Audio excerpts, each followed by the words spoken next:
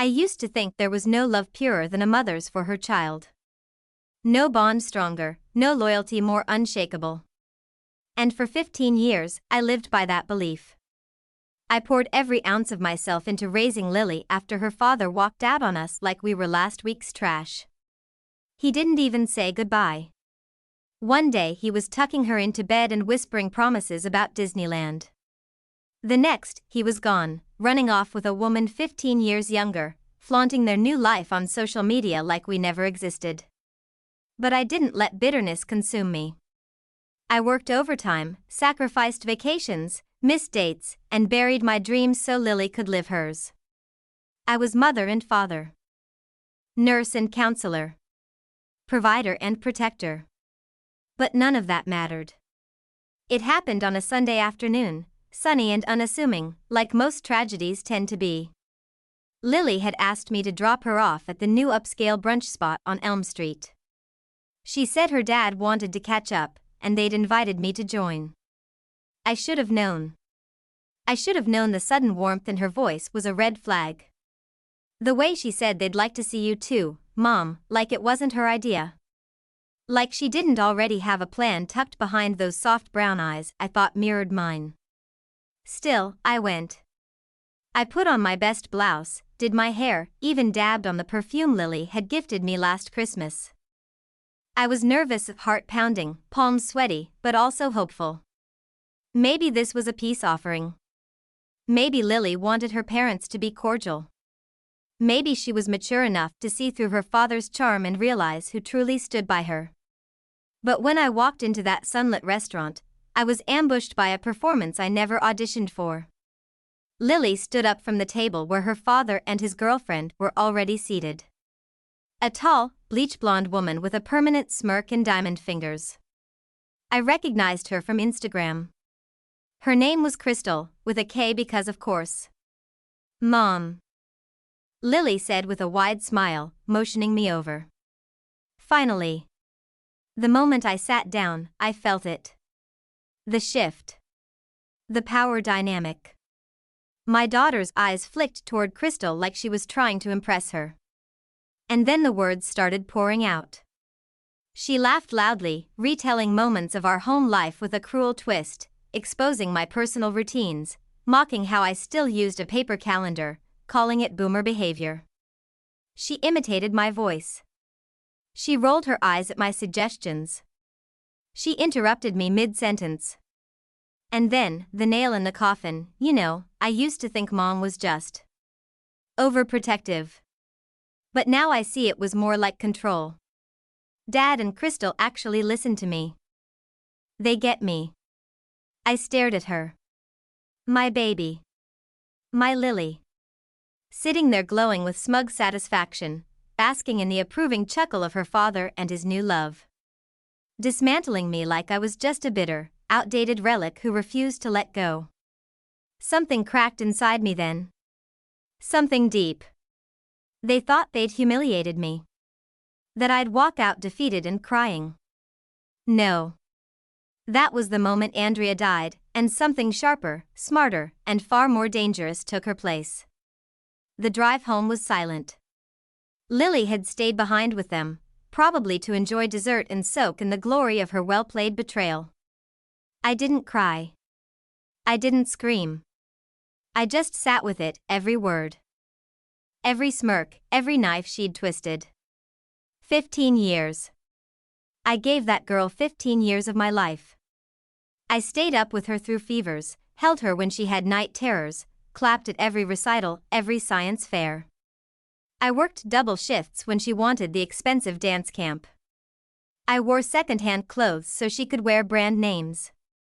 I defended her from nosy aunts, mean girls, and her father's abandonment. And this was my reward. 4 weeks after the brunch, Lily barely came home. She spent more and more time with her father and Crystal. When she did return, she treated our home like a hotel, silently judging the cheapness of everything, turning her nose up at dinner unless it came from some overpriced organic place. The old me would have begged, pleaded, cried in the dark. But that version of me had been buried the moment Lily threw me to the wolves. Instead, I watched. I listened. I planned. Revenge, I realized, wasn't always about screaming matches and public breakdowns. Sometimes it was soft, strategic, silent. The first step was letting go of the version of Lily I thought I had, the daughter I thought I raised. I had to accept that she wasn't that little girl in footy pajamas anymore. She had chosen her side. And now, I'd choose mine. She thought she'd embarrassed me in front of her father? That was just the prologue. They didn't know what I was capable of. But they were about to. I started small. I cleaned the house. Not the physical space, but the emotional one. I donated her things, the ones she hadn't touched in over a year. I erased the shrine I'd unconsciously built for her, photos, trophies, childhood artwork. I packed them into a box and shoved it into the attic. Out of sight, out of mind. Then I made changes. I quit my draining job at the hospital where I'd stayed out of obligation. I took a remote consulting role that paid more and offered flexibility. I dyed my hair. I joined a yoga class. I enrolled in a pottery course. I started living for myself, for the first time in forever.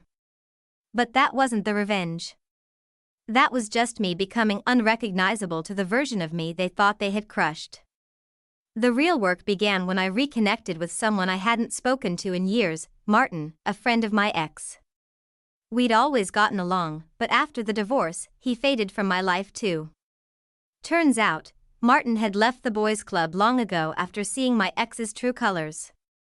And now? He was working in finance. "You sure you want to do this?"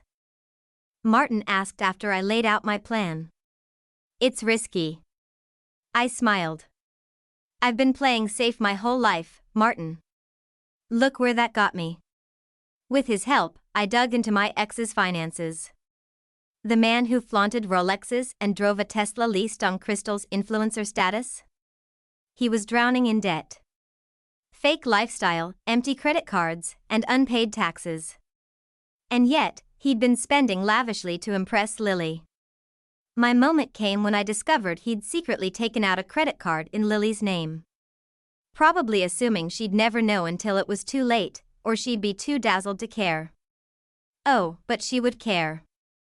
Especially when I forwarded the evidence to her school email. And her part-time job supervisor. And her. It took less than a day for the first cracks to show.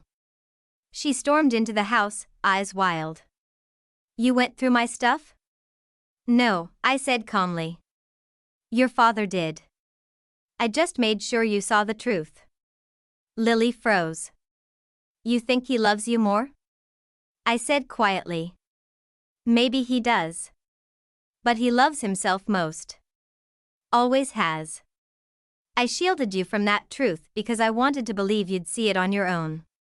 But since you dragged me into public humiliation, I figured you were ready for honesty." She stormed out. And I smiled. That was just the beginning. The next few weeks were delicious in their silence.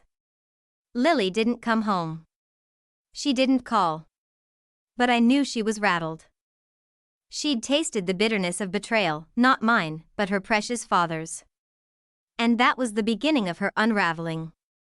I knew her well enough to predict the fallout. Lily thrived on validation. She needed to be the favorite, the center, the golden child. And when the pedestal started to wobble, she wouldn't go down quietly.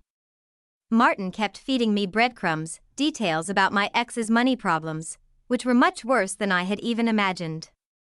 Fake investments, unpaid loans, even an almost foreclosure on that sleek condo where they all played house. I smiled through every update. But I still wasn't satisfied. I needed something bigger. Something they'd never forget. Crystal's birthday was coming up, a glittering event she was publicly hyping like she was royalty. Parisian chic themed. Open bar. Photographers. Influencers. Everyone who was anyone in her superficial circle was invited. Including, of course, Lily. I waited until the night before the party. I knew they'd all be too distracted with last-minute arrangements to check emails. That's when I struck. I emailed the venue, with a detailed message claiming to be Crystal's assistant. I told them the card used for the deposit had been reported stolen. I requested immediate cancellation and a full refund to a different account, one that Martin had cleverly set up to bounce after one transaction. The venue panicked, especially when I attached fabricated fraud reports and legal-sounding jargon from a burner email domain. It worked. The party? Cancelled. But I wasn't done. That same night, I mailed printed screenshots to Crystal's brand sponsors, carefully curated moments of her online persona versus real financial documentation, fake giveaways, sponsored lies, and a juicy rumor about her upcoming luxury skincare line being nothing more than private label dollar store products. By morning, her inbox was a war zone. The party didn't happen. Lily showed up in heels and a designer knockoff dress to an empty venue. Crystal was screaming in the parking lot. My ex? Trying to call the bank, pacing with sweat stains bleeding through his shirt. And me? I was sipping wine on my porch, watching the sun set like it owed me something. Lily came home that night. Her makeup was smudged. Her eyes were red. She didn't say anything at first. Just stood in the doorway of my kitchen while I stirred soup. I know it was you, she said finally. I didn't look up. Be more specific, sweetheart. I've done a lot of things lately. Her voice shook. You ruined everything. No, I said, turning to face her. You did. The moment you chose to humiliate me for applause. The moment you thought the grass was greener just because it sparkled. I just watered the truth. She sat down at the kitchen table, the same one where I used to serve her pancakes in the shape of hearts. But that was a different lifetime. I didn't know about the credit card, she said, her voice small. He said he was managing my expenses. I nodded. He was managing your image, not your future. For once, she didn't argue. And for once, I didn't comfort her. Lily tried to go back to normal. For a few weeks, she hovered in the background. Like a ghost trying to re-enter a body that had already moved on. She cleaned her dishes, she mumbled polite greetings, she even cooked dinner once, which I didn't touch. I didn't ignore her, but I didn't embrace her either. I was done being the emotional punching bag, the fallback plan, the mother who forgave everything just because I should. She had humiliated me. Publicly. She had mocked me in front of the very man who abandoned us and the woman he replaced me with. No teenage outburst could explain that. That kind of betrayal came from entitlement. And I wasn't about to reward it. And as for my ex and Crystal, their carefully curated world was crumbling fast. Crystal lost 3 brand partnerships in 1 week. Turns out, when you mess with corporate reputations and fake financials, word spreads. Influencer drama is like blood in the water, and her competitors feasted. My ex was caught in his own storm too. The credit card in Lily's name triggered a fraud investigation, and that opened doors to other shady dealings. He was now facing audits, calls from creditors, and a very awkward conversation with Lily's school, which froze her enrollment due to suspicious payment activity. I heard he even tried to borrow money from his brother. No one bit. No one trusted him anymore. It was poetic. The man who left us for a better life was now drowning in the same illusion he built. And the daughter who humiliated me to win his approval? She was caught in the collapse. One night, I came home from a late dinner with friends, real friends, the kind I hadn't made time for in years, and found Lily waiting at the kitchen table again. She was holding an old photo of us. One I'd kept in the hallway, her, age 5, on my shoulders at the beach, both of us laughing with our mouths wide open. I broke it, she said, showing me the cracked frame. By accident. I nodded, waiting. I messed up, Mom, she said. I was cruel. I thought. Dad was giving me something you couldn't. A different kind of love. Freedom, maybe. I said nothing. She swallowed. But he never really saw me. Not really. It was all for show. And you threw me away for that, I said evenly. Her voice cracked. I know. And I don't expect you to forgive me. I want you to know I see it now. Everything you did. Everything you gave up. You were always there, and I was too busy chasing their approval to see how much that meant. There it was. The apology. The sincere kind. The kind I thought I'd never get. But I didn't let her off easy. You hurt me, Lily. I stood in that restaurant and watched my daughter laugh at me like I was some joke. You chose image over truth. That's not something a sorry fixes overnight. She nodded slowly. I'll earn it back. If you'll let me. That was the thing. I wasn't sure if I could. Or even if I wanted to. But I owed it to myself not to decide in anger. I owed it to the woman I'd become. Time will tell, I said. But the drama was still looming. It started with a text from an unknown number. You think you've won, huh? You destroyed our lives, Andrea. Hope you're proud. No signature. No context. Just bitterness wrapped in desperation. I didn't need to guess. It was Daniel. And he wasn't done. A few days later, I was walking out of my office building when I saw the two of them, Daniel and Crystal, waiting by the curb. Not discreetly. Not quietly. Not like two people seeking a calm conversation. Crystal was wearing oversized sunglasses and a furious expression, and Daniel looked like he hadn't slept in days. His shirt was wrinkled, eyes bloodshot.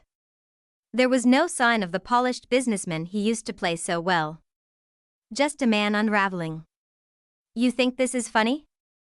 Crystal spat the moment I stepped near. I didn't break stride. Shouldn't you be working on your next sponsored post? She stepped in front of me, arms crossed. Because of you, I lost 5 contracts. 5. You sent those anonymous tips to my brand partners, didn't you? I didn't send anything, I said with a calm I absolutely did not feel. But maybe, just maybe, they realized your content was as fake as your morals. Daniel exploded. You set this in motion. You turned Lily against us. You've been poisoning her. I laughed. Couldn't help it. I turned her against you? You humiliated me in front of our daughter and she watched you treat me like dirt. I didn't have to say a word. You did all the damage yourself. He pointed a trembling finger at me, like a villain in a poorly written soap opera. You ruined everything. My reputation, Crystal's brand, our financial stability, correction, I said coolly. You ruined it. You lived on lies. You used your daughter as a pawn. And when that didn't work out, you blamed the only person who ever truly showed her love. Crystal's voice rose into a screech. You think you're so righteous. You're nothing but a bitter old hag who couldn't keep her man. There it was. The final insult. The claws out. The mask off. People were watching now. Passers-by slowing down, colleagues peeking out of the office doors. I leaned in, voice low and lethal. I didn't want to keep him. You're the one who took my leftovers and tried to turn him into a prize. But now that the glitter's gone and the bills are piling up? You're looking for someone to blame. Daniel was shaking. You'll regret this. I already did, I said. But not anymore. I turned and walked away. Just like I had the day he left me for her. Only now, the power was mine. Later that evening, I got a call from Lily. They showed up at the house, she said, her voice shaken. Dad was yelling about how you poisoned everything and how I was ungrateful. Crystal was crying and saying I was just like you. And what did you say? There was a pause. I told them to leave.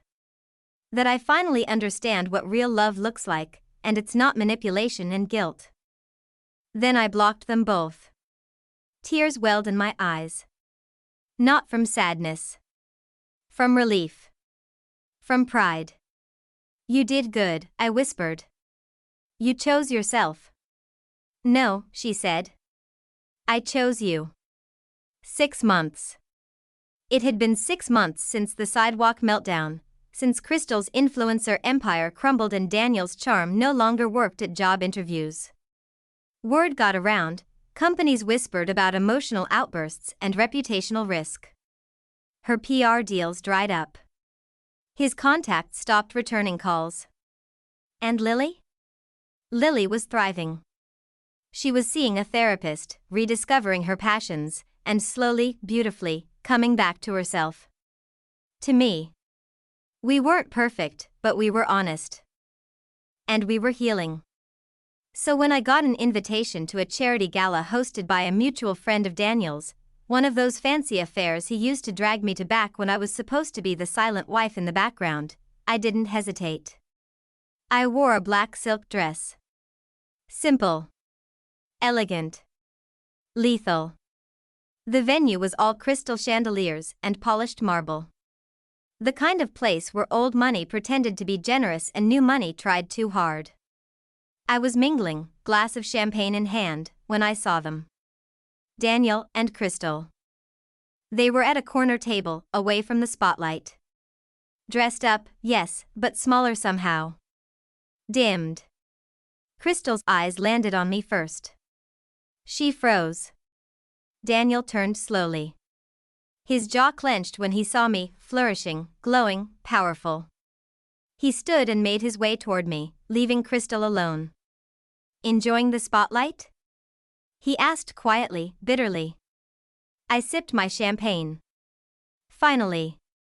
Thanks for vacating it. He chuckled without humor. You really don't feel any guilt? For tearing everything down? Guilt? I raised an eyebrow. I spent years walking on eggshells while you mocked me, cheated on me, and used our daughter as a weapon.